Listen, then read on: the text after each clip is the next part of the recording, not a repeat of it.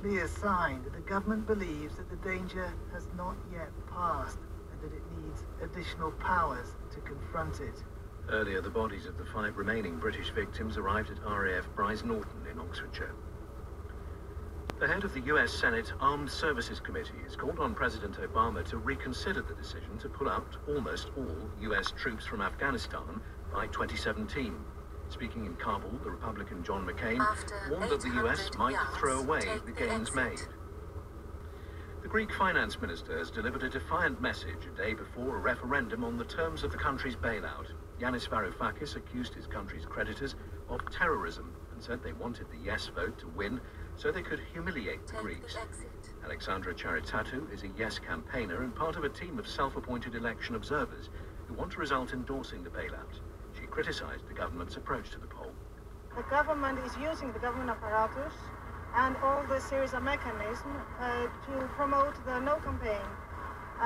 This means that, well, I think this is probably legal and surely inappropriate to do. So we're trying to have elected representatives in all election centres so to ensure that everything goes smoothly.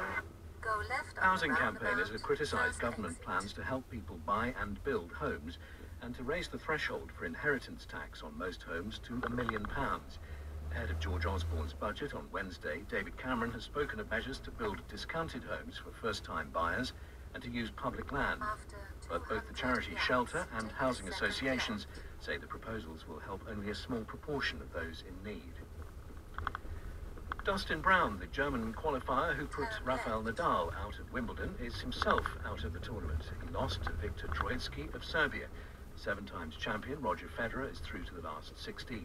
The British wildcard James Ward is leading Vasek Pospisil of Canada by 2-1. Andy Murray is in action later. Thanks very much, Neil. As you're hearing in the headlines there, a family of 12 from Luton has released a statement to say that, as relatives had feared, they are now in Syria. The Manan family, which includes a 1-year-old and 2 grandparents, had not been seen since visiting family in Bangladesh in May. The statement was released alongside pictures of the family members. Here is a flavour of that letter. We released this statement to confirm that, indeed, we are in the Islamic State. Yes, all 12 of us. And why should this number be shocking when there are thousands and thousands of Muslims from all corners of the world that are crossing over land and sea every day to come to the Islamic State?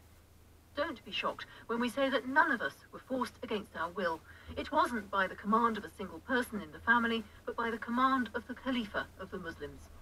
We'll be taking a look at that letter in more detail in a moment, but first, Nick Beake has been talking to people in the Manans family hometown of